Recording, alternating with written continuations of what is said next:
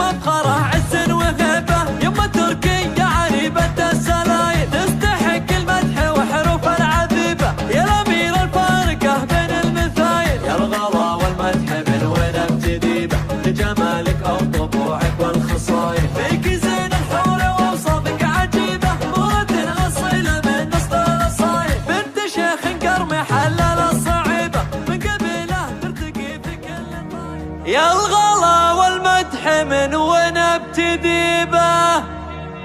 في جمالك أو طبوعك والخصايل، فيك زين الحور وأوصافك عجيبة،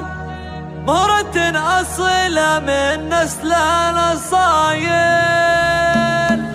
والله إنك مفخرة عز وهيبة، يما تركية عريبة السلايل، تستحق المدح وحروف العذيبة، يا الأمير الفارقة بين المثايل، يا الغلا والمدح من وين ابتدي به، لجمالك أو طبوعك والخصايل، فيك زين الحور وأوصافك عجيبة، مهرة أصيلة من نسل الأصايل، بنت شيخ قرمي حلل الصعيبة، من قبيله ترتقي في كل طايل، بالكرم والجود مادتك رحيبة، ما تشابه مادتك إلا المخايل، وأبو تركي شيخ له قدر وهيبة، الكريم الشامش هيا للثقايل، مكرم الضيفان ونشهده بالطيبة، ما يقلد بالصحون إلا الجزايل، فاتح بيته وجاره يعتني به، فحبيب الكل كسب الجمايل، وفي بناتهم ترى وصف عجيبة، نورها اللي زينها فوق المثايل، والحالة بريك واصف رهيب،